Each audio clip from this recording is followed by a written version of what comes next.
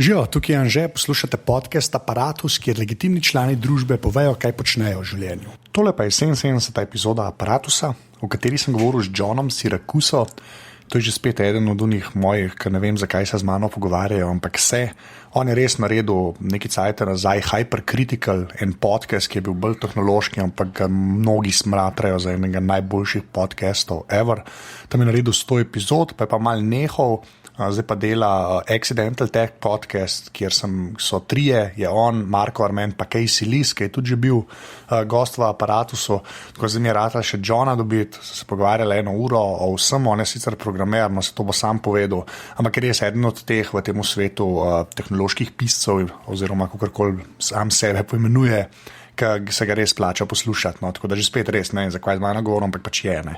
Zdaj naprej začnemo, še enkrat ful hvala vsem, ki ste že podprli Apparatus ali pa unim, ki to še boste naredili, to pa lahko naredite tako, da greste na apparatus.si/podpri. Res vsak evro pa pride, ki pa lahko še več truda vložimo vse tole. Tako da, evo, zdaj pa John Siracusa. Yeah, okay, so it's 5 a.m. That's why if my voice sounds weird, that's why, basically. Waking up early gives you an accent? Well, yeah, the accent's always there. So. Yeah, my accent is very Eastern European, I guess. That's what you guys would call it. So. Yeah, because we don't know the names of any of the countries over there anymore. Well, yeah, that is probably true of most Americans, I guess. But yeah, I guess we'll start. Or do you want me to pronounce my name for you? Because every American so far has done that. You got it. That was going to be my first question, but you're such an old pro at this now. You know exactly what's coming. Yeah, I actually wanted to make a little a little snippet of my name because that was your advice, to just put on the site. I went to your about page and I was hoping it was there, but it wasn't. It's just your name with all these funny characters sitting on top of the letters. Yeah, but I'm going to do that. I'm going to use whatever we talk, when I say my name now and it's your voice trying to say it, that's what I'm going to use it on my about page. So this is going to be it. I'm going to actually leave this part in. So, I'm going to say my name and then you'll try and say it. And then I'm going to have, John Siracusa saying my name in the about page. That was the plan. So this is a bad plan. I know. And I specifically wanted to say that. So I'll just put pressure on you now. So, okay. So I'm going to say it now and you try and say it back. I guess that's the game, I think. Okay. So it's Anže. Anže. Well, that was actually close, yeah. So, yeah, it's Anže Tomic. That's the full name. That's what my last name. But Tomic is kind of easier. Well, you got to get a do. You can't just say Tomic. Because an American would say Anže Tomic. But that's not what you're looking for. You're looking for Anže. Oh, I lost the first one. Anže yeah. Tomic. Yeah, it's Anže. Anže yeah. Tomic. Okay, I think I have my clip now. So, I guess you can try Siracusa. Siracusa. Very good. All right. Yeah, you just crushed me for now. I suck. All right. Yeah, but we neighbor Italy, so Well, no, but I don't pronounce it the Italian way. I mean, Italians. Yeah, it's Siracusa, right? Yeah, or something like that. I don't speak Italian, but totally different. I mean, mine is 100% Americanized pronunciation of this, Italian city name. Well, yeah, and you have the USA when you spell it, so Yeah. So, okay, I guess this is going to be my first question now, which is always the same. Who are you and what do you do?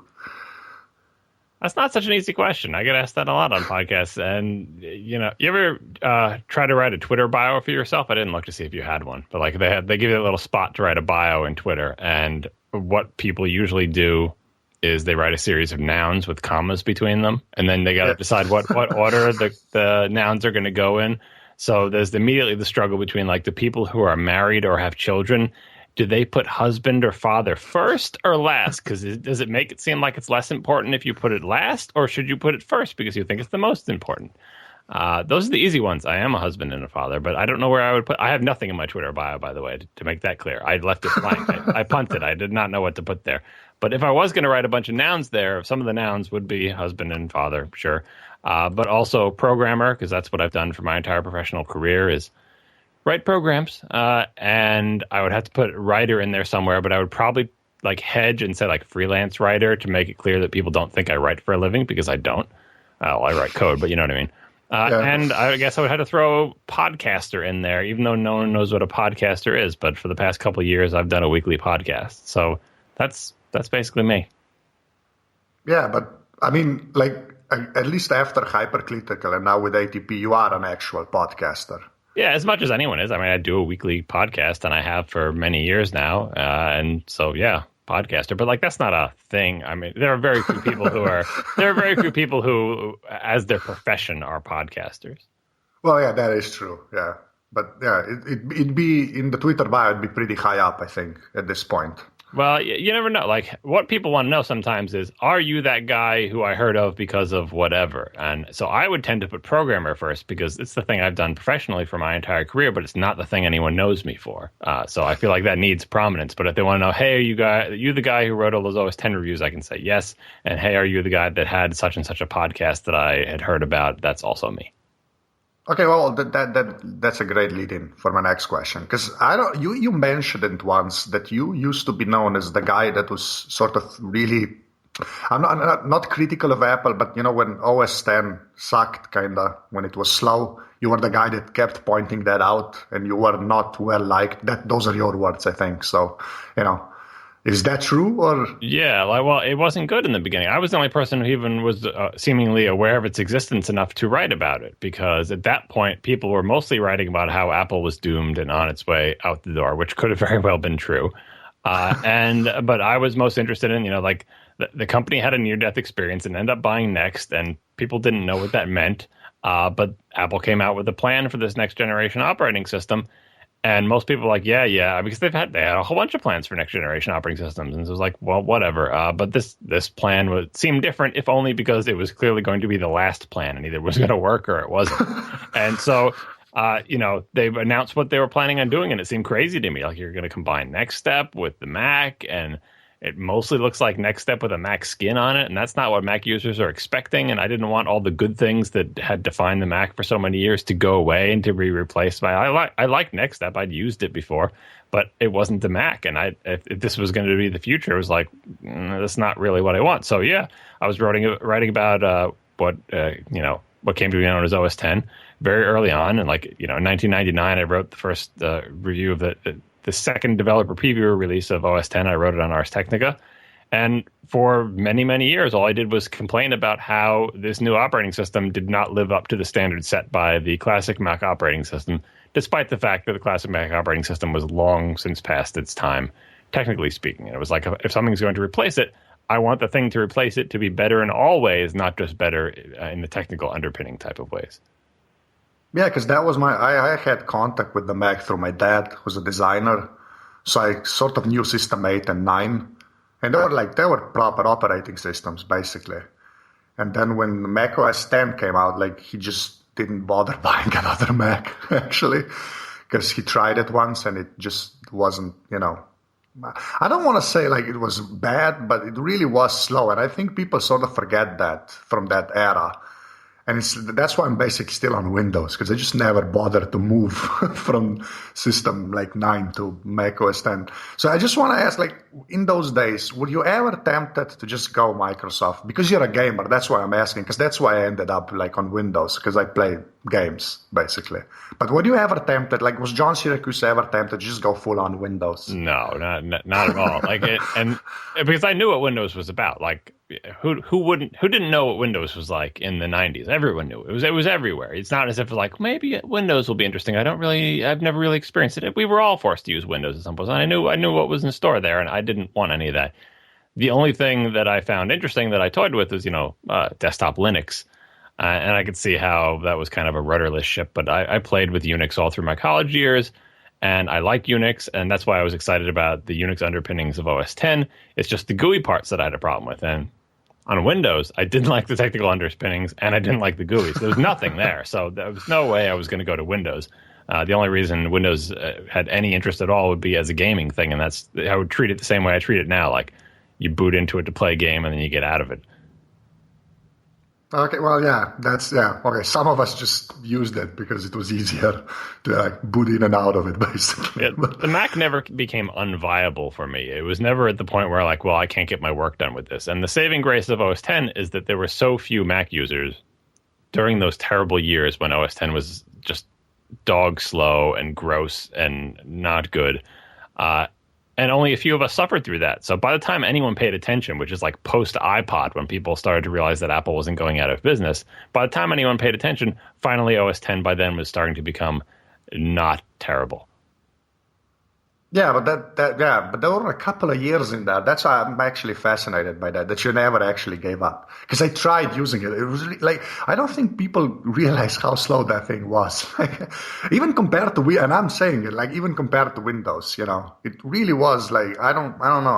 I gave up basically. And kudos for sticking with it, I guess. Well, see, the thing is, I loved classic Mac OS. And during the first several years of me writing reviews of OS X, I would write the reviews in classic Mac OS, and I would continue to use classic Mac OS as my main OS. The only time I would boot into OS X was to figure out stuff for the reviews. I really like classic Mac OS, everything about it except for the technical underpinnings. The fact that the thing was crashing, it was, no protected memory, no real preemptive multitasking. It was past its prime, but I knew it like the back of my hand. It was super fast and snappy, like classic Mac OS 9 on a blue and white Power Mac G3. Was really fast and really, it was an operating system that should never have still been around in the age of that level of hardware, but it was. So that held me over. It was like, well, clearly Apple's not going out of business, especially after the iPod started to catch on. So I'm safe continuing to use this really fancy, cool looking hardware. Remember the blue and white G3s and the G4s? Those were cool machines. And I get to use an operating system that I was familiar with, that it's really fast, that I like. And I know they're working on something else that's better. It's just not quite there yet. So I had no problem waiting it out using classic Mac OS on fancy Johnny Ive designed Macs. I recently booted up a G3, but a beige one. Like one, I don't even know, like my dad's old machine, because he had some, Illustrator files or whatever on it, and I had to get it off. And it really is like fast. And that's a PowerPC model, I think. Because he had a bunch of them, so I'd never keep track. But yeah, it was that. See, that's my point, because it really was. There was like stuff was instantaneous there, like at classic Mac OS. Like it really was. And then you boot up Mac OS 10, and it's like, I don't know, I don't think there's an equivalent of it now.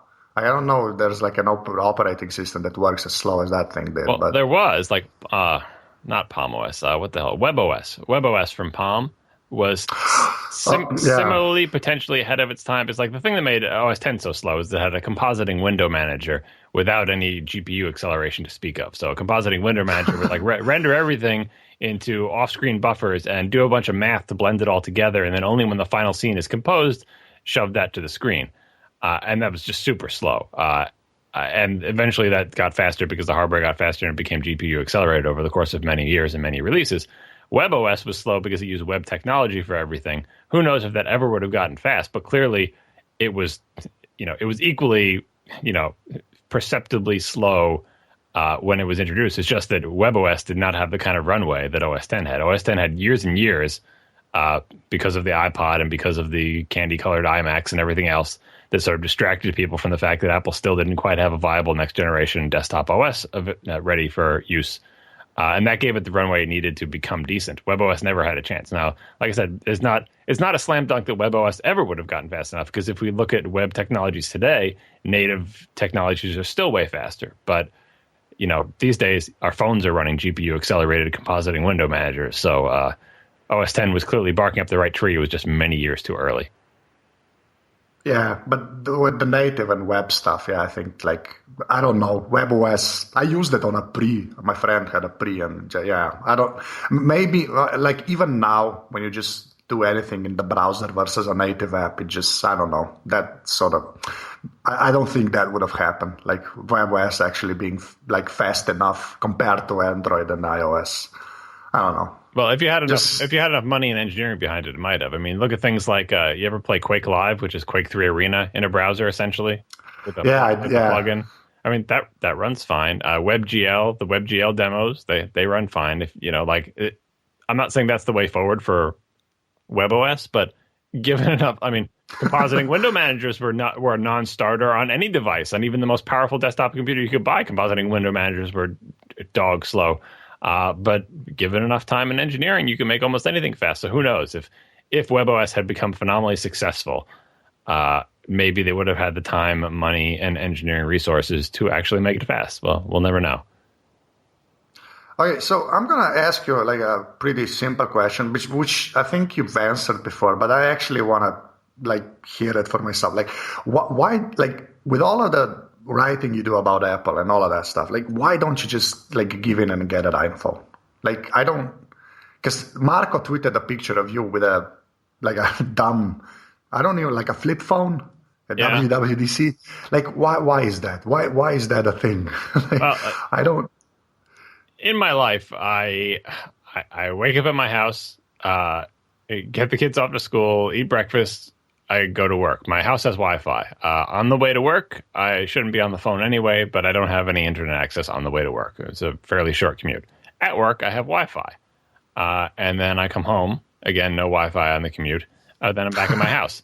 There is pretty much no time when I need internet access that I don't have internet access. There is a period of time while I'm commuting when potentially I might need to call someone, so I do have a cell phone. Like if my car breaks down or we want to communicate about who's picking up the kids where or driving them, whatever, I can do that. But that's like less than an hour a day. And a cell phone plan to get reasonable coverage, because I'm kind of in a cell phone dead area where I live, would have to be a Verizon, and it would be like $70 a month. So I'm not going to pay $70 a month for an hour a day of internet access that I'm never going to use. And that's what it boils down to. Not that I have anything against iPhones or anything against smartphones, and I am absolutely sure I will eventually get an iPhone. Maybe it'll be an iPhone 6. I thought it might have been an iPhone 5S. It wasn't. I just don't need one, and it's just like, it's not like I can't afford an extra $70 a month. It's just that, there's a lot of things that I can't afford that I don't pay for because I don't think they justify their expense. If it was much cheaper, if it was $20 a month, I would already have one, and my wife insisted on getting one, even though she doesn't really need one either. And so when we go out together, I can just use her phone. If I need to look something up on the internet or whatever, we have an iPhones, 2 iPhones so far we've had in the family. And were I to get an iPhone 6, I would probably go on her family plan thing, and it would be like an extra $40 or $50 a month instead of $70, so it would be a little bit cheaper. So it will eventually happen, but right now I don't need one. I use my iPod Touch when I'm in the house. I use my iPod Touch when I'm in the office. I use my iPads at home. And when I travel, like for WWDC, I buy a month of cell data for my iPad. All of my iPads have cell data capabilities in them. And whenever we go on vacation or we go out somewhere where I'm going to be away from internet access, I just buy a month's worth for like $20 or $30. Right. But you do know you have an excuse to get one, because you're like the John Siracusa, the Apple guy. Like, I don't.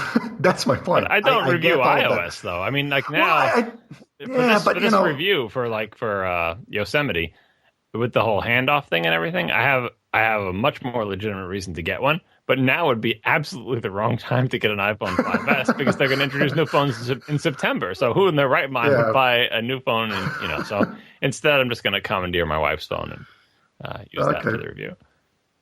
Yeah, because I'm a tech writer as well, and that's always my excuse. I have an Nexus phone, and that's why I get a new Nexus phone every year. Because I convince myself I need to be up to date. That's what everyone tells. All these people who buy new phones every single year. Well, I'm in the tech business, and really they just want a nice shiny thing every year. And it's very easy for them to justify it. Well, I was okay, but that was my next point. Like with Yosemite and stuff, like you basically like the excuses are kind of running out, right? Like with the whole sort of consolidation between Mac OS 10 and iOS, you kind of Yeah, I mean, like I probably can test a lot of the handoff things with my iPod, I forget. Yeah, I think it works with any device with a Lightning connector and any Mac that is newer than 2012. So I think I can test a lot of things with my iPod Touch, but obviously phone calls I cannot test, and I'll use my wife's phone for that, which means I'll have to install an iOS 8 beta on her phone, and she will not like that. But like I said, like it's at this point, really, I mean, seriously, if you know anything about the tech business, this is not the time to buy a new iPhone. And I thought about like buying one and then returning it within the 30-day window. I don't like just for the review. Okay. Yeah, I bought it and then just return it, and then either do or don't get an iPhone 6 or whatever they introduce in the fall. Okay, well, I actually wanted to talk to you about the not like predictions and stuff, but just the screen size, because like for a long time, like in like this part of the internet where like you reside and like all of the Apple, I guess pundits, that's some crappy word. I don't like it. But yeah, like there was this thing that when Apple introduced the original iPhone, and like the screen size was there, and compared to Android with the whole fragmentation stuff, like with the smaller screen, it's perfect. Apple picked it. And then like you were like one of the, I don't want to say like dissenting voices, but you always kind of hedged that part. That the screen was sort of like the way it was supposed to be. And then when Andy Ihnatko wrote that piece when he switched to Android and he kind of explained the benefits of a larger screen, you were sort of like on board with that, I guess, or were you? That's basically what I'm asking. Yeah, no, I was on board with that because I'm a big screen kind of person. I like big screens on laptops, like big screens on desktops, and the whole Apple Kool-Aid drinking about like, oh, this is the perfect screen, and we tried all sorts of sizes. I mean, even if it was the perfect screen at the time it was introduced, time marches on. People's preferences change, technology changes. A lot of the perfection of the original iPhone screen had to do with how much the screen costs, what size can we get screens of this quality. And also, like you said, fragmentation. Once we've committed to a screen, we don't want to change it unnecessarily, so let's keep it for as long as we can. Apple sort of did keep it as long as they could, and then they made it a little bit taller, and that was kind of another stopgap. But just look around you. Just go onto public transportation and look at the sizes of the smartphones that are out there. They're all humongous. People want big phones. And it's not like, well, Apple, we know better. You shouldn't have a big phone. It's been obvious from the very beginning that the iPhone line had to and would diversify in the same manner as the iPod line did. I mean, it started out with just one iPod. Eventually, they came in a variety of shapes and sizes. What those sizes are and what quantities they sell in is determined by customer preference. But there's clearly a range of size possible for a handheld phone device or iPod or anything like that. And it's inevitable that Apple would have to, start expanding its line to cover more of those bases. And it's been happening over many years. And I think we're going to see more expansion with the next line of phones they introduce.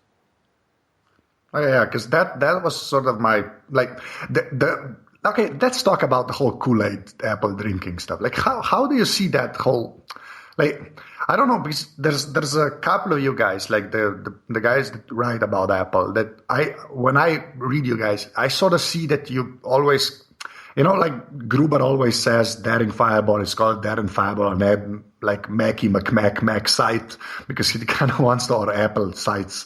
Like it doesn't have like Apple anywhere in the name because there's always this broader perspective there. And I get the same feeling from you and like Andy and Natka and all of those guys. But like, where do you see yourself in that continuum from the guys that just do like proper, like just Apple Kool-Aid drinking, writing and like your stuff? Do you know what I mean? Because there's like this broad spectrum. Like I don't know how you guys see it from like the inside. Because whatever like John Siracusa writes, people usually like take notice. Like where do you see yourself in that whole? Well, like the Hypercritical podcast kind of outlined over 2 years or so. I'm always looking for what's wrong with stuff. And so my position is always going to be, let me figure out what Apple is doing wrong and explain why it's wrong. That's where I'm coming from with everything. The things that I care about, I want to know how they're screwing up and what's wrong. And occasionally they'll do something really good, and I'll explain why it's good. But a lot of the sort of partisan Apple press, and it's difficult to separate the partisan Apple press from everyone else when Apple's doing really well because the stories are the same. But a lot of the partisan Apple press, when I read stuff, if I get the impression that this writer started with the premise that Apple is good and right and then worked backwards to find facts and reasoning that fulfill that, even if their facts and reasoning are correct, and even if their facts and reasoning are clever and insightful, it still seems invalid to me if they started from the idea that, okay, given that Apple is the best company in the world and is doing everything right and is super awesome, let me figure out why that's the case. And then they'll just work backwards from there. And that is something I'm not interested in at all. I don't find it. It's not a useful thing to have out in the world, I think. Apple does not need other people trying to do its PR or marketing for it. If Apple does something truly great, by all means, explain why it's great. But don't start before you put fingers to keyboard, every single thing, think about, okay, here's the situation in the world. Here's what Apple's position is. Now let me think about why Apple's position is right. It's not where I come from ever. What I'm always writing about is here's what Apple's doing. What's wrong with what Apple do? What are they missing? What do they not see? How are they unintentionally setting themselves up for future failure? And the reason I write with that kind of passion is because I really like Apple and I don't want them to go away. And they almost died once before, so I'm always on them, like a parent who's like looking over, says, just make sure you don't screw up. Remember what happened last time you almost went out of business? What are you doing? Are you sure that's the right thing to do? And I'm not looking for explanations of why it's the right thing to do. The Apple's going to tell me that. Apple's going to say it's great because we are X, Y, and Z. I want to find out what they don't see, what they're not telling me, what's left unspoken. So that's how I see myself in this world. I don't know how other people see me because I do praise Apple for the things that I like, and I do really like a lot about Apple, but I'm always looking for what they're doing wrong. Okay, and like in that vein, I just wanted to ask you, like now that they're doing like great, like Apple is, like how do you see? Because see, I have like this general problem with like American public corporations, which like none of them sort of last that long, basically. And I don't know, like there's like some political reason I think that's so, but let's put that aside. But like how do you see Apple like going forward like in the same manner? Like I don't know, I think Ben Thompson or maybe like Horace that you had this post where he said like there's a generation of Apple execs now that just knows success, basically. Like how do you think that sort of like does that have a chance of creeping in and then like turning them into like a Microsoft type deal? Or do you think they have those like checks and balances like within the culture to prevent that from happening? Like I'm talking like midterm, like long term, everybody dies, but like at least midterm, like how do you see that playing out? Because I really wanted to hear you like talk about that. Because I think Apple, any executive or anybody in a company today in the tech sector has the benefit of having excellent examples from recent history, from recent living history of companies that appeared to be invincible and were not. And it's not like they have to read case studies about things that happened before they were born. Everyone can look at Microsoft and say, oh, geez, what the hell happened there? Or SGI or Compaq or Hewlett-Packard or Gateway or like all these companies in recent history that were contemporaries that at one point seemed to be on top of the world and stumbled for all the same reasons that you always stumble. You start to believe your own PR, you lose sight of the ball, you spend all your money and time defending your existing market without worrying about new ones, all that stuff. So there's no excuse, I think, for anybody involved in Apple now not to at least be aware this is what happens to companies in the tech sector. Was this just so many bodies littered on the ground, so many examples of it happening? And Apple so far has shown that it understands that that's a thing that they need to look out for. I mean, the whole reason Apple is around today is because it was able to reinvent itself.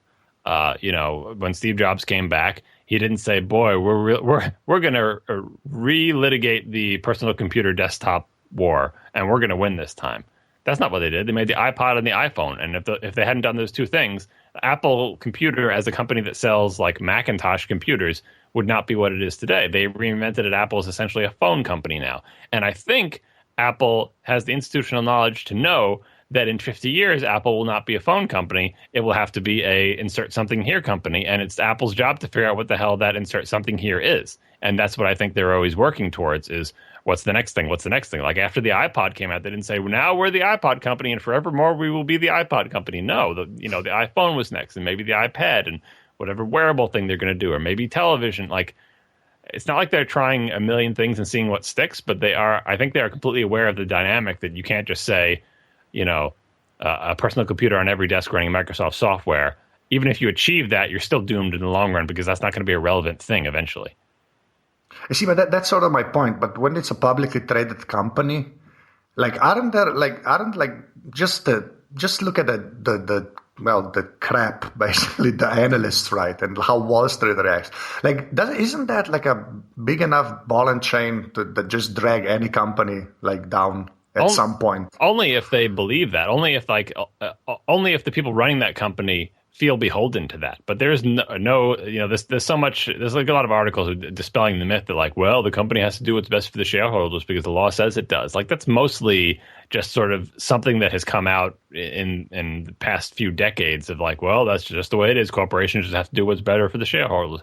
Even if that was true, long term, what's best for the shareholders is for you to do what Apple is doing. And short term, who cares? Like I think Apple's the type of company that would go ahead, shareholders, sue us for doing what we're doing because we're destroying your value or whatever. But actually, what we're doing is saving the company. I don't think that there is. If you don't believe that as a CEO, if you don't feel beholden to those people, you aren't beholden to them. I don't think there's an actual mechanism to force you to do what they want. Really, that's okay. Because that's the part I don't get, I guess.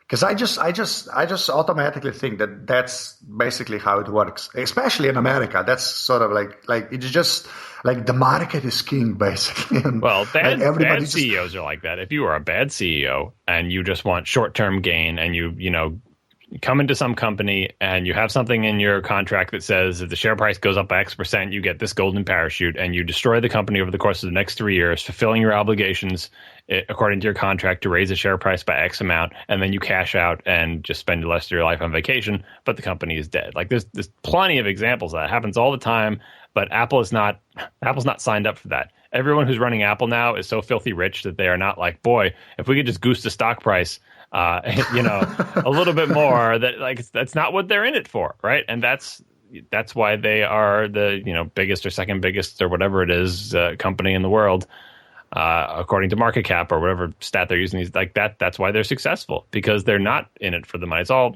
sounds cliche. Oh, don't be in it for the money, but seriously, I don't think it's anything inherent in the system itself. It's short-term thinking versus long-term thinking, and it's high-minded thinking versus let me just get rich type of thinking. Okay, you actually think okay, I guess you do that's actually possible. Again, in a publicly traded corporation, because I don't know, I don't buy that sort of in the long term.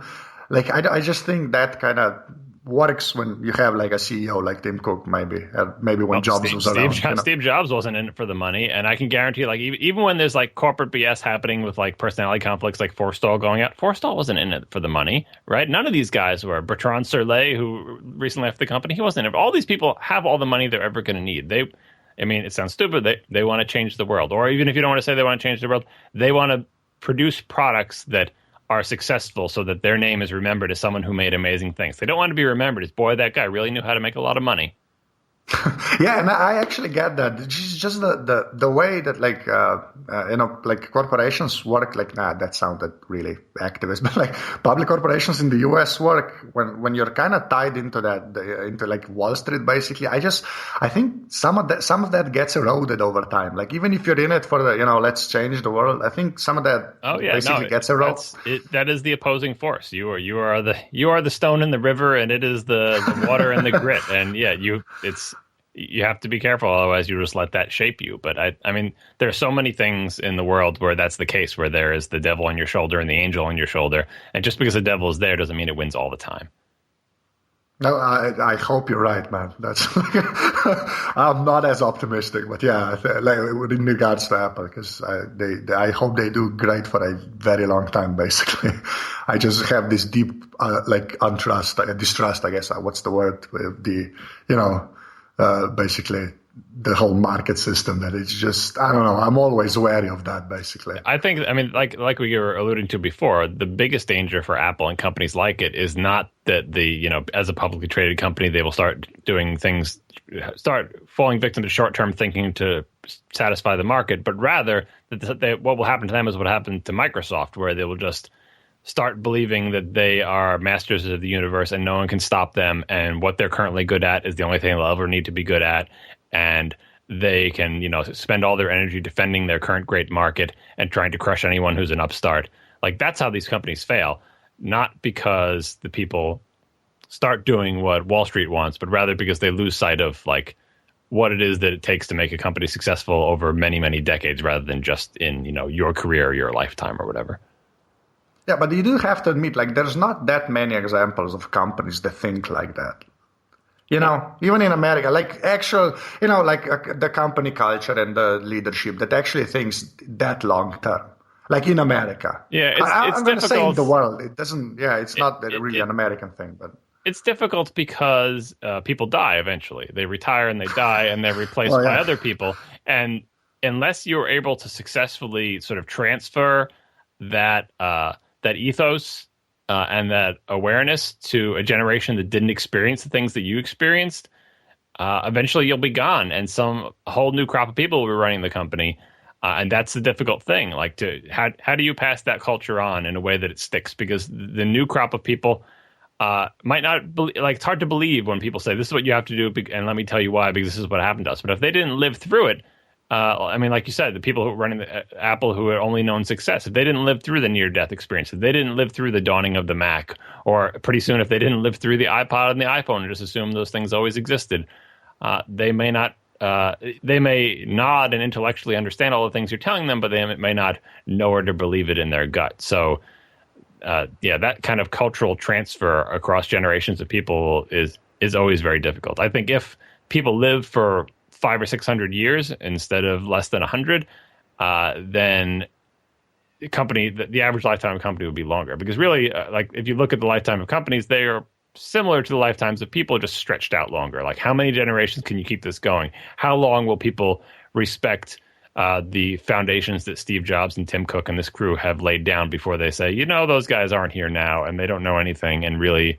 they had it wrong and we need to do something totally different. Yeah, that transfer of culture is that interests me the most, basically, and that's why I think it's like a credit to Apple with the whole Steve Jobs Tim Cook transition, it's actually kind of amazing. That I know that Tim Cook has been there for a while, but a leadership on that scale, and to just for the curve to just keep going up, I think that is pretty much amazing.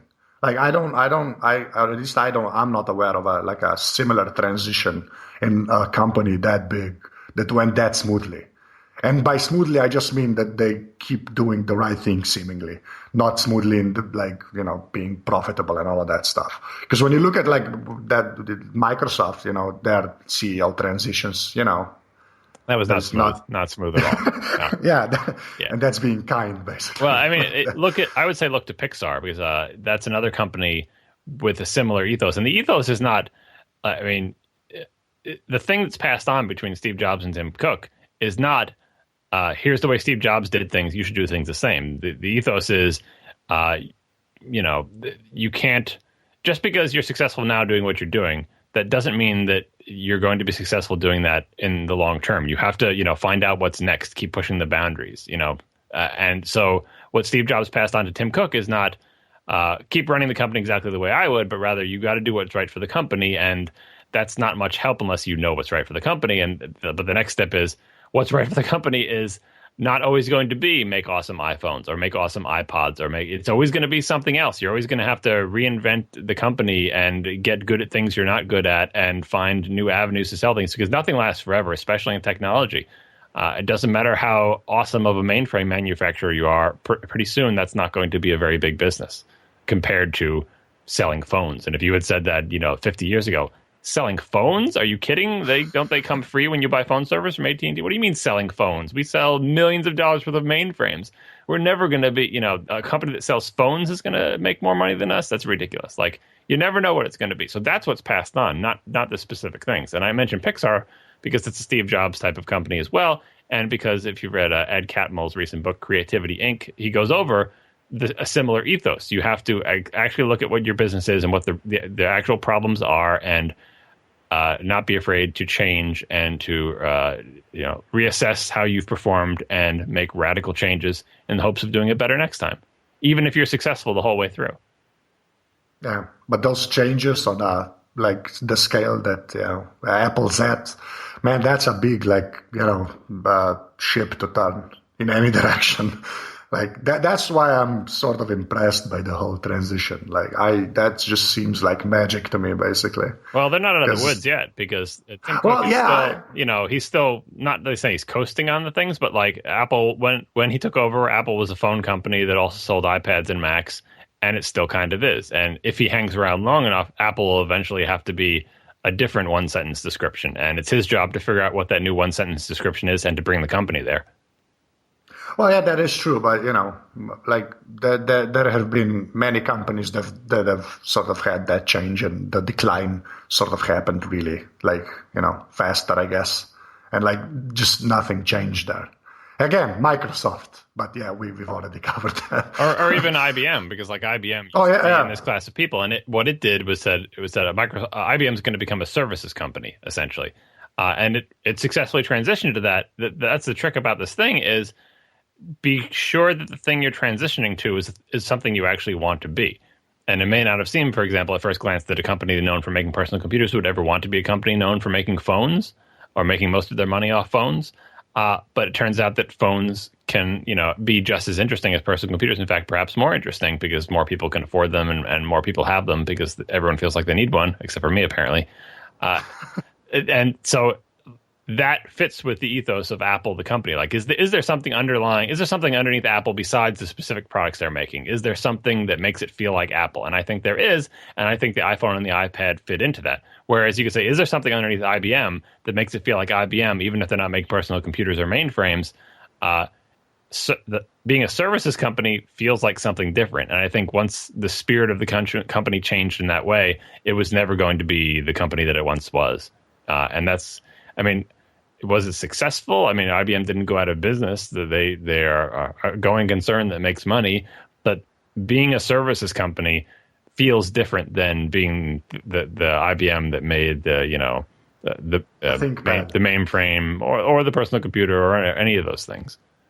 Yeah. Okay, so we're talking about services.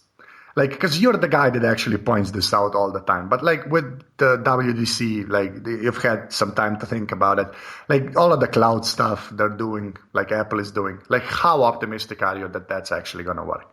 And like, I know this is like a douchey question because nothing's, you haven't been able to use like any of it. But like, seriously, like how optimistic are you? I'm more optimistic than I've ever been, but that's not saying much. Really, with all of these things, like you in some ways, you don't even care so much about what the tech is. If they wanted to do all of this using like hamsters and wheels, you'd be like, I don't know, hamsters and wheels. That's not what everyone else is doing. You sure that's going to work? But if when they ship the thing, all the synchronization and cloud stuff works and it's always available and it happens without error instantly, you're like, well, I don't care that you're using hamsters and wheel. Everything works, right? Now what they're saying is we're using technology and, arrangements of frameworks and APIs that is much more like what everyone else who is successful in this space is doing. And so you're like, good, thumbs up on that. But you still got to make it so that, when I turn everything on, everything syncs and I'm not missing any data. I don't get any duplicate contacts. I don't have to wait a million years for my messages to appear. Things come in the right order. Everything is always in sync. If I hold two iOS devices up in front of me, they're in the same app. The screens look the same because everything is synced, right? And if I send a message on one or add some item on this, I wait a couple seconds and it appears on the other one every single time without fail until I can trust it. That's what they have to do. And so I'm glad that the tech and everything and the infrastructure behind it looks like it's much better, but the proof is in the pudding. And unfortunately, this is unfortunate for OS X reviews. I'm not going to know whether they've pulled it off by reviewing it because this OS is going to ship to people about the same day my review is published. And at that point, I have no idea if it will hold up under the load of all these people. All I can do is use it during the development period. And during the development period, most of the OS is broken because it's not done yet, right? It's still baking. So it's so hard. It's the one thing you can't do with an OS review that's published on the day the OS comes out. You can't really make any definitive statements about reliability and, and how fast things are going to be and how responsive servers will be because it's like 1/10,000,000th of the normal load on those servers during the development period because it hasn't been released to the general public yet. So I don't know if that answers your question, but that's how I feel about it.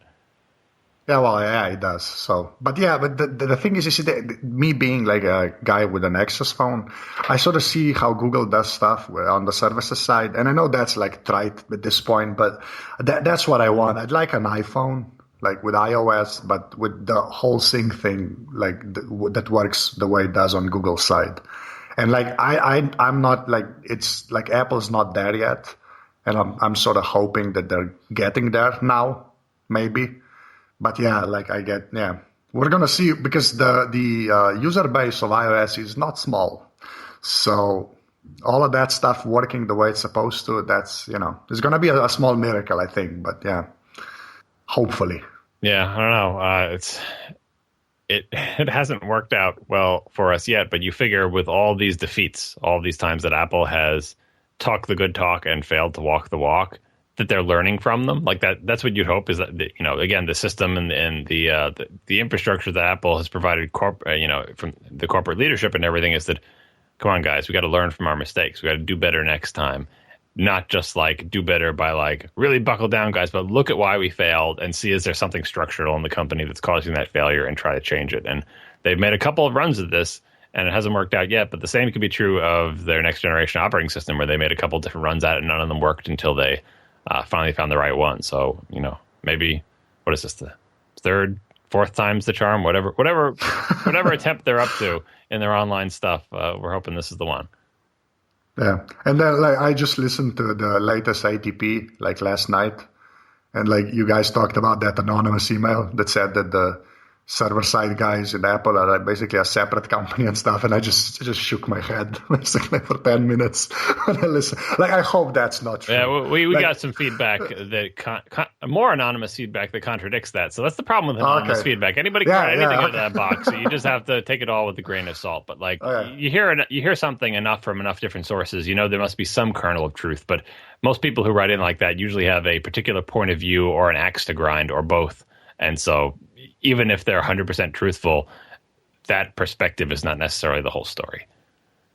Okay. Well, okay, that's put my mind at ease a little. I'm guessing that's going to be in the follow-up of the next show. So yeah, definitely. I'm going to ask you about your hardware and software, but just before we do that, I just because you're a gamer and you're basically a Nintendo guy, as I am.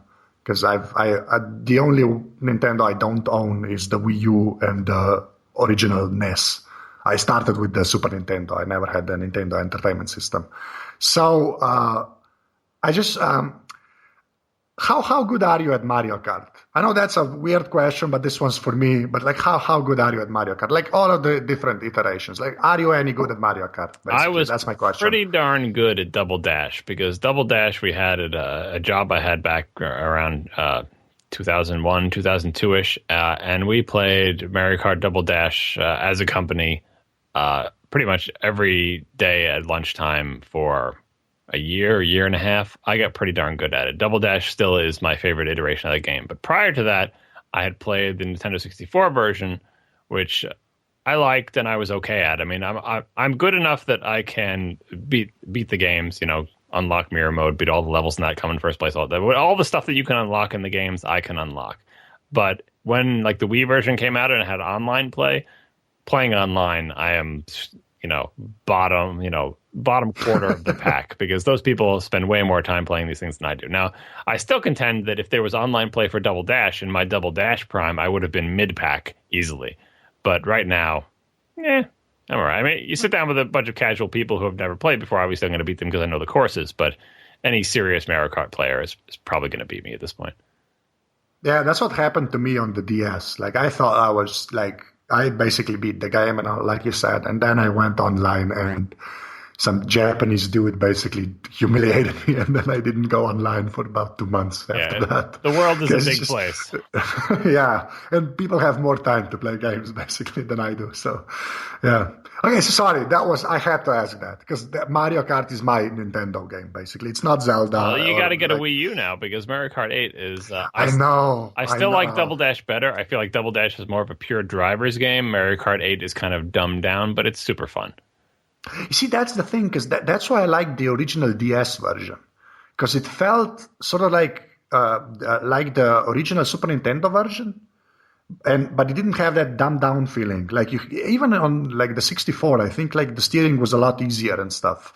I think and I heard that Mario 8 is sort of more in that way than the whole like you said, like a driver's game basically. But yeah, I keep looking at the Wii U, but I'm gonna wait a couple of years. And then I'll get it, and I'll get the Mario Kart, basically. That's what I'm going to do, I think. But yeah, sorry, that was a weird tangent about Mario Kart, but I had to ask you. Okay, well, I'm going to, this is the last portion of every episode where I ask you about your hardware and software. So, and I want to hear exactly which phone you have. So, all right, so hardware-wise, what does John Siracusa use on a daily basis? My phone, I don't even know what the specific model is. I think it's a Motorola V170. If you every time I Google for Motorola V170, it shows me a phone that looks vaguely like mine. But anyway, I care so little for my phone that I don't even know the exact model. And I had to replace my previous phone because it was using a technology that was being phased out. Like, I don't know if it was like analog signaling. I don't know enough about the cell service there, but like they said, it's a prepaid thing. Like it's from TracFone is the company here, and you just you prepay for minutes or whatever. And I have like every year I accumulate more minutes. But they said, the phone you have from us is no longer going to work, so you need to get a new phone. So I just got whatever was the cheapest one they had. It's a piece of crap. Anyway, that's my phone. My Mac is still a 2008 Mac Pro, 2.8 gigahertz. It's filled up with 4 hard drives. It's got 16 gigs of RAM. I've replaced the video card with a Radeon 5770, so it can actually play games that have been released in the past few years without being totally embarrassing. I was planning on buying a new Mac Pro, but they're just too darn expensive and aren't even the fastest thing you can buy for playing games. So I'm not going to spend $7,000 on a computer that doesn't play modern games faster than computers that cost way, way less. I know, but you can design a house on it, basically. Yeah, I guess. Yeah, I think like the iPhone, I think I will eventually get a new Mac Pro because this thing's not going to live forever. I just hope they, I hope they either produce one with a better video card or reduce the price or both. But the size will blow your mind. We had a review unit at the magazine I write for, and it really it's weird how small it is. I've seen them. Oh no, but the guy that reviewed it had to use it for like a couple of weeks, and when it sits on the desk, it's like every time you walk by, it's like that cannot be that powerful. Yeah, well, it's always going to take up more room than my current Mac Pro, which is not on my desk at all. So even though it's so small, it will take up a spot on my desk that is now currently has nothing on it. So. Oh yeah. But under your desk, you have a machine as big as Yes, it is. I don't know. Yeah, it is very big. It's a nice space heater in the winter. All right, sorry. Go on. Sorry. All right, so I've got the current iPod Touch, which is this ancient thing anyway, but it is actually the best iPod Touch you can buy, even though it's 2 years old or whatever it is now. I've got an iPad 3, which I really like. It's big and it's heavy, but the battery life has been great. It's got a Retina screen. I didn't buy an iPad until they came out with a Retina screen, because when they introduced the iPad, it was clear that eventually they would introduce a Retina model, and I figured I could wait. I did wait. Once again, my wife couldn't wait. She has an iPad 2 with a non-Retina screen. She also has an iPad mini with a non-Retina screen. But me, I was patient, and I have an iPad with a Retina screen. So I'm very happy with my iPad 3. Obviously, I would like an Air, but I think I can last a couple more. I already lasted 2 generations past this. There was the iPod 4, and there's the iPad Air. Maybe the next iPad, I'll replace it. I think the only reason I'll replace my iPad is when the battery starts going bad. And right now, it's still getting all-day battery life, so not a big deal. And then when you replace it, you're going to have at least 2 gigs of RAM, hopefully. Oh, yeah, that's the other thing. The longer I wait, the more I can, It's like when I refused to get, for the longest time, I refused to upgrade my Mac. I had a blue and white G3. I refused to get a newer Mac because the bus speed was so embarrassing. It was like, I forget how fast the processor was, but the front side bus was like 133 megahertz, and it was like a gigahertz or something. It was ridiculously unbalanced machine. So I did not buy a new Tower Mac until they came out with the Power Mac G5 that finally had a balance between the front side bus and the CPU speed. And I'm good at waiting a long time for the Mac that I want, and it usually works out for me. Software wise, I don't know. What do you want to know? I use a lot of software. But I actually stuff that's iPad specific. If you could start with that, I always ask that because I think tablet apps are sort of a thing that doesn't get mentioned a lot. So stuff you actually use on the iPad a lot, and maybe it's iPad specific, or maybe it's a universal app. Well, I use Safari a lot on my iPad. I use a Twitter app on my iPad a lot because mostly what I'm doing on Twitter is tapping links in people's tweets, and I want them to show in a big web browser, not like the little mobile version or whatever. So I do a lot of Twitter reading with Twitterific on my iPad. I use Safari for my browser there. I use the Instapaper app because a lot of times when I know I don't have time to read something when I'm reading Twitter, I'll send it to Instapaper. And then when I do have time, I'll read it on my iPad. I use Reader, the RSS reader on the iPad. Briefly, Reader didn't work, and I used something else in between, but now I'm back to it now. What else do I use on the iPad? Some games, Scrabble type games, letterpress, threes, Super Hexagon, whatever the game of the week is that I play through and then delete. I don't know, what else do I do on the iPad? If I had it in front of me, would it be more instructive? I mean, I have everything on there that you expect. I have Dropbox, I have Simple Note, I use the built-in Notes app, I have Solver on there. Like, I have tons of apps, and it's not like I have tons of apps and I never use them. I have tons of apps and I use at least a couple screens worth on a semi-regular basis. Right. And as far as games go, I know you said like the sort of Scrabble type stuff, but any games on the iPad that actually sort of, you'd call a proper game, like not like a mind thing or you actually like. There's the ports, like Limbo was ported to the iPad, but like I had played that long since on the Mac or PC or whatever. So I guess those kind of don't count. But Sword and Sorcery I really liked as something that was an interesting game that probably wouldn't have been as viable if the iPad didn't exist. The game that I never hear everyone mention, but the only game I've ever played on the iPad that has what I feel like is acceptable arcade-style control, like where you'd normally be using with a joystick or something, or a keyboard or on the PC, because every time they have those virtual D-pads or something, they're all super terrible. Oh, yeah. So the only game that I found that has acceptable control is a game called Bit Pilot, which you control with two thumbs, and I think it like adds the vectors of your two thumbs. So if you shove both your thumbs in one direction, it's a harder pull than shoving one thumb one direction and leaving the other still. And in fact, you can put two thumbs in sort of not opposite, but like different directions, and the sum of the vector. Like, it sounds like it wouldn't work, but it's the only game that feels natural for me. It's a fairly okay game, but I would encourage people, if you were developing a game for iOS and you want to know, is it possible to have arcade-type control on an iPad with a touchscreen? Yes, it is possible. Do what the Bit Pilot guys did. And I like, I think the most interesting and affecting gaming experience I've had on the iPad is Year Walk, which is a game that takes advantage of the iPad in clever ways, and is also a very interesting and fun game if you like sort of Myst-style puzzle games with a dark edge. And we just talked about Monument Valley, which I thought was an okay game overall, but beautifully made and worth seeing, just especially on a Retina iPad, worth seeing just to experience it since it's so short. I don't know. Am I forgetting any other games that are on there? Like I always like playing the ridiculous games like Impossible Road or Super Hexagon. I like seeing games that are punitive. I'm no good at them, but I like or the new one that's out. It's VVVV. I forget how many V's there are. That was a PC port, but I like seeing how's that going to play on the iPad. Okay, and then just on the desktop, like any games you're currently like really enjoying. I know Journey. I'm gonna put Journey into the show notes, but that's not on the desktop.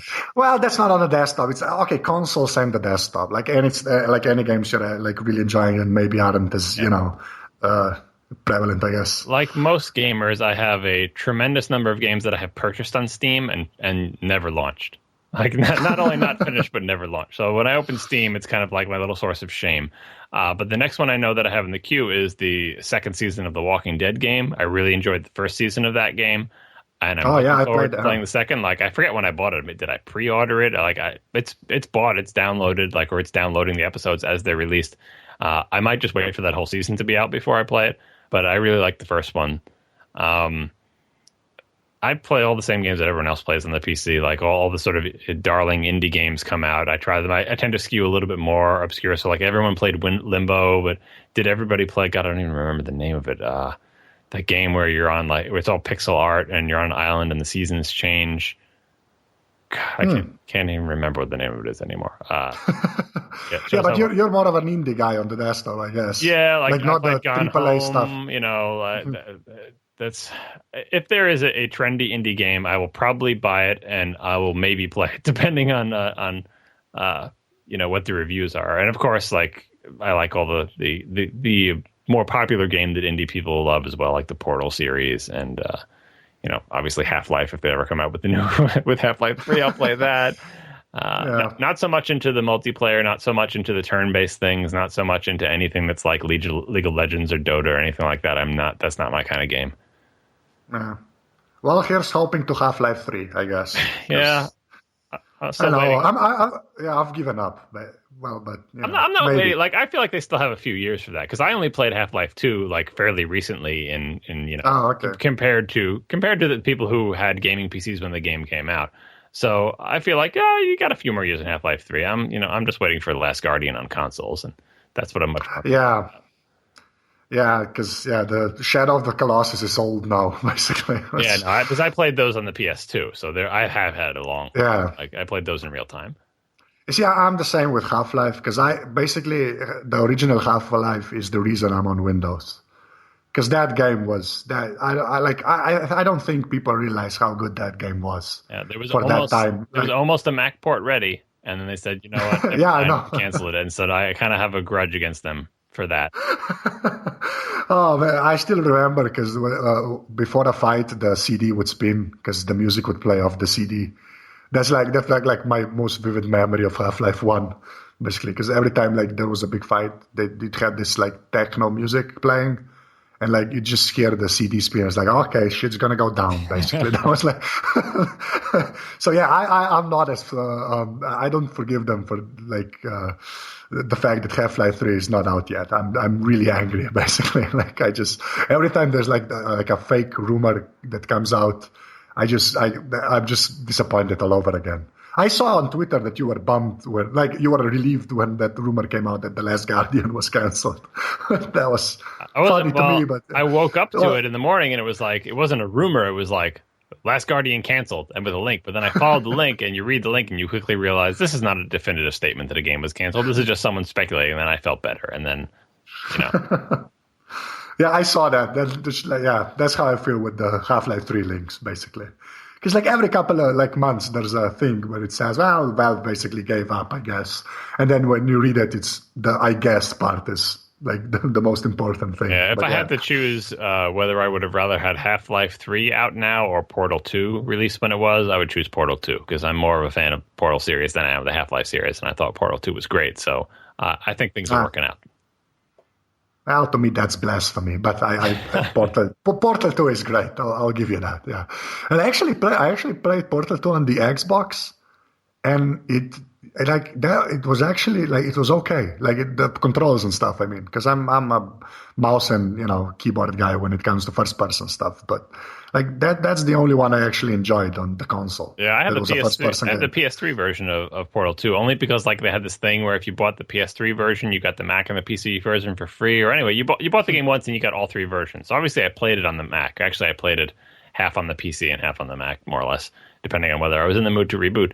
But I also have it on the PS3, and I tried it there, and I just cannot stand first-person shooter controls. The only game that I played on a console that was first-person that I felt was a good game that I enjoyed was Metroid Prime and that whole series. But the control scheme, even in Metroid Prime, drove me nuts because I was, used to the NES Metroid, and all of a sudden you're this slow-moving tank, and I'm like, this is not what Metroid's about. But really, the game was about exploration and upgrading your weapons. Yeah, so but they got that part right. Yeah, but with the GameCube controller, it was it was okay. I agree with that completely. Because that and GoldenEye are the two games on Nintendo's consoles with the first-person games that they were actually enjoyable. I cannot think of any others, basically. I had fun with on the N64, even though the fog distance was 3 feet in front of your nose, with the Turok Dinosaur Hunter series. Really? I hated that game. There was some terrible stuff in that game, but I guess it's all we kind of had to play with. Like I said, the fog distance was crazy, and they had first-person platforming, which was just incredibly punitive and terrible. but it was all we had, and I spent I don't know. I got pretty good at that game. It's the only game that I got kind of good at using, thumbsticks to do first-person stuff. But yeah, it was not a good game. I won't really defend it, but I did have fun playing it in a similar manner that I had fun playing GoldenEye, because I think GoldenEye didn't control that well either. But if there's enough other fun stuff and you have other people around you who are into playing it, it can be fun. Well, yeah, okay, but yeah, Turok with the platforming stuff. That's just I don't know why they do that in first-person shooters or games. Why just jump? And Metroid Prime had a little bit of it too, and I didn't like it there either. Yeah, but with Metroid it was different because, like you said, you were the slow thing that sort of the gravity was not Earth-like, I guess, which makes sense. But it's sort of when you jump and the jump is kind of longer, I'm okay with that when you can control the guy in the air. Basically, but with Turok, you just died all the time.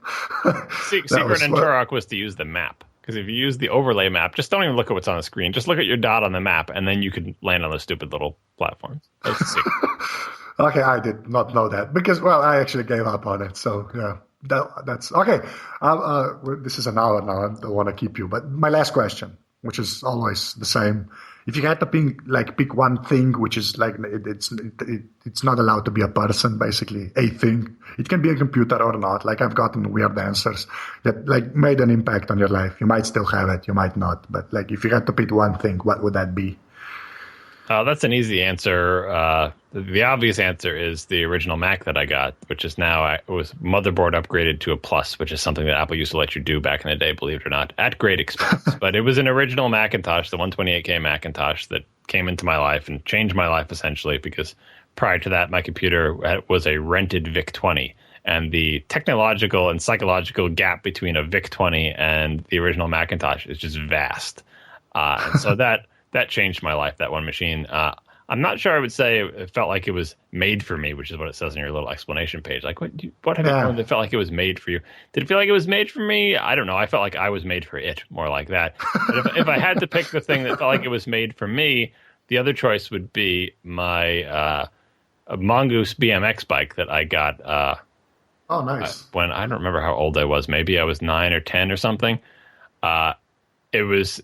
I didn't expect to get the Mac because I didn't even know the Mac existed or anything, but I knew the Mongoose existed and I really wanted it and didn't expect to get it, and I got it, and I think I got more enjoyment out of that bike than any other thing that I've owned, including that original Macintosh, because eventually the original Macintosh got replaced, but I just kept riding that bike like forever. I mean, I eventually graduated to 10 speeds because I needed to go longer distances and stuff, but I still have that bike. I still have the original Mac as well, and it's a tough race between the two of them, which was more important in my life. Certainly, the Mongoose brought me closer to death many, many more times than the Mac did. It's not quite as dangerous to use, the Mac, but yeah, I don't know. Two-way tie. Wow, so you actually have a Mongoose BMX, like, still, like, yeah, it's in your house somewhere. Sitting in my garage. I'm trying to get my daughter to ride it. Right now she's riding this bike that's too small for her, that's pink, and she has learned to ride it without training wheels, and I try to let her graduate up to the Mongoose, but she is still a little bit scared of it. That is awesome, man. I'm gonna put down both in the show notes, but the Mongoose BMX, that's something I did not expect from you. If you want to Google for it, it's a black Mongoose Californian. I think it's 1984, but I'm not entirely sure what the year is. But if you just Google for black Mongoose Californian, you will find pictures of my bike. That's awesome, John. That's and the BMX is an answer I've never gotten. And with the Slovene interviews, like, this is my 77th interview. So, as far as that goes, it's a unique answer. So, that's pretty much it. Like, thank you, like, very much for doing this. And I'm gonna thank Glenn again with the emails, because it's insane. Like, that guy, I cannot thank him enough. He knows everybody, and everybody knows him. Or so he will tell you. Well, yeah, I think like at this point I'm starting to think that that's actually true. Yeah, it probably is actually true. Žan Žekle, zdaj bo tako, sva z Johnom poslovila, pa sva se v bistvu še pogovarjala, pa mi je on rekel, da lahko tudi ponucam v bistvu kot del pogovora. Se mi je zdela fajn debata, tako da sem v bistvu noter pustil, sam to, da veste, zakaj da rečeva dio, pa še govoriva, tako da v bistvu še ni konc. Da pa jaz nehal govoriti, tako da gre naprej k temu. Ok, čau. Yeah. John, thank you.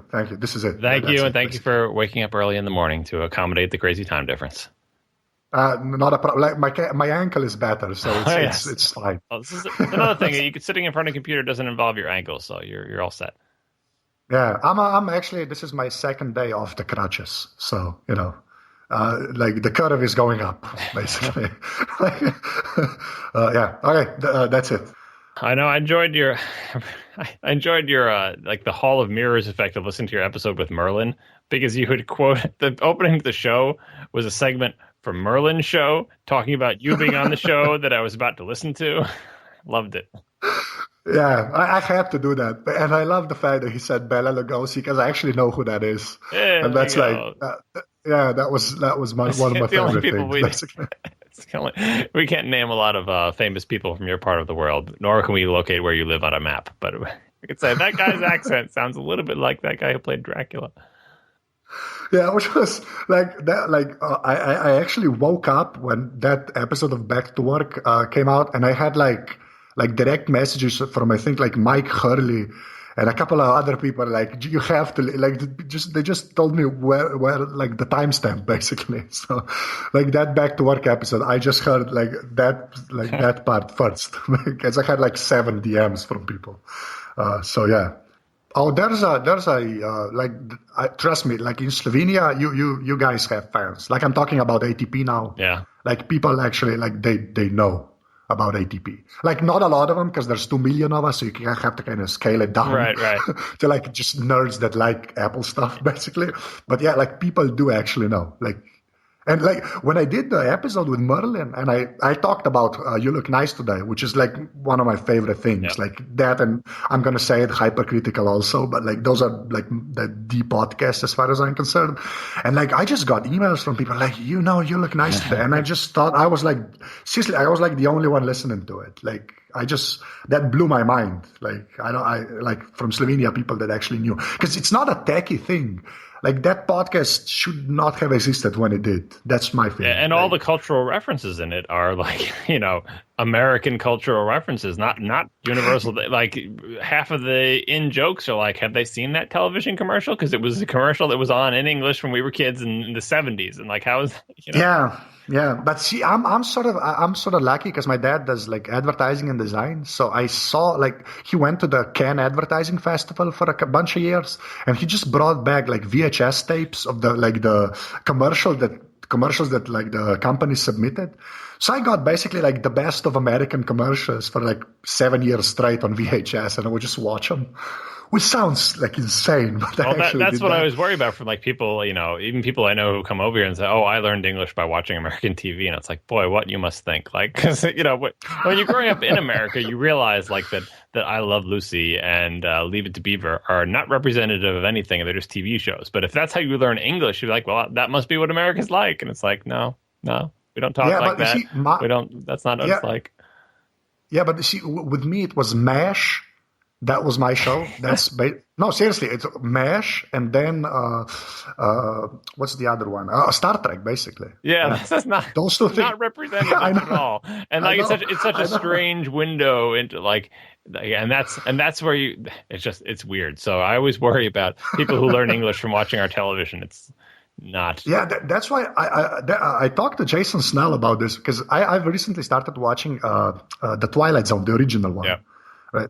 And I sort of fumbled the question, but that was actually my question, because like, was that actually like, did that like from, I guess it's an older show and it's like that's your parents' era basically, but like if that somehow resembled America, like, do you know what I mean? Like if you watch The Wire, like in 2001, right? You can say at least it sort of touches on America somewhat, even if you've never been to America, it's sort of like a slice of it is sort of represented there. Yeah. But like, that was my question to Jason. Like it's like when I watch the Twilight Zone, and just like the mundane stuff, just like how the streets look and stuff. And I know it's all a set and stuff, but like I do know that. Like, is that in any way like representative of that era? Yeah. Well, so the thing about the American TV shows like that is that they exist in the context of viewers who all know what real America's like because they're living in it. And so what the shows are doing is it's the show plus the life you're living equals the message. And if you just have the show without the life you're living, you're not going to get the full message. Like it was expected that all the viewers knew what reality was like, and the combination of reality and the show makes the message. If you take away that reality thing and substitute a different reality in a different country or whatever, the message is totally garbled. Like it's always the combination. And The Wire is a good example of one of the rare shows where it's like, not so much, you don't have to bring your own context to this, because it's going to be really true to life, really gritty of, like you said, one small slice of America. Whereas Twilight Zone was all over the place, and it was like, it was a statement on the way you are living now, viewer of this show. Like Twilight Zone, probably more than anything. And if you weren't living in that time, in that place, the statement is not for you, and it then just bounces off at an angle or seems crazy or like loses its effectiveness or doesn't make any sense. So, like any media studies, you'd have to be like, all right, well, you'd have to first study what was life really like, and then study why was this show made as a reaction to that and how do they fit together. Yeah, see, and the way, I agree with that. The way my mind works, I'm trying to, like, I sort of think I know what the message is, and then I try to subtract the TV show and figure out the reality, which does not work, like, at all. Yeah, and I mean, the other thing about America is that the realities are, like, it's a big enough, diverse enough country that the realities are just so incredibly different from, there's probably more difference in culture and life experience from one end of America than there is from one end of Europe to the other. Like, you just imagine like the deep South versus like the Northeast. Like, that is a hell of a gap. Yeah, but you see, I think I've just been to New York. That's it, like a couple of years ago, and I'm actually going there again, like in the fall. Me and my girlfriend are going like as tourists. So I've just seen that, and that's not really America. That's just like, it's like New York, but like with like Europe with Americans in it. Yeah, you fit in exactly in New York. You won't feel out of place at all. But yeah, the rest of America is not like New York City. Yeah, but I think like you'd be surprised with Europe, like how like different the countries are. And I know it's because they're different countries, but even like in that same vein, like it's you sort of like there are those blocks where it's sort of the same just because the history is there. But like comparing like Slovenia to, I don't know, like Lithuania, it's like I've never like I've been to Latvia. Like it's just there's not, like it really is different. Like you can tell by the cars, you know, like it's stuff like that, which in America I guess doesn't happen. Like, you know, I'm guessing like Chevy Impalas are everywhere. Like that's sort of how I that's picture what it. It depends on what part of the country, and in some part of the country, pickup trucks are everywhere. And for me, I go months at a time without seeing a pickup truck, and that's impossible to do in other parts of the country. So yeah, the cars really do change. Yeah, and you have an Accord, right? I have two Accords, yeah.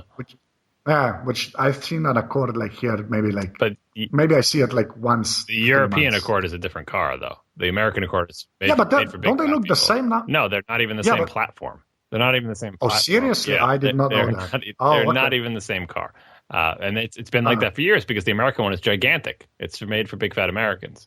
Yeah, but is the plastic like the American kind of plastic and the dashboard and stuff, or is it like everything's different? The wheelbase is different. The engine, the drivetrain, the frame. It's an entirely different car. It's the European one always uses the smaller platform that I think we end up using for like the Civic or maybe some of the smaller Acuras.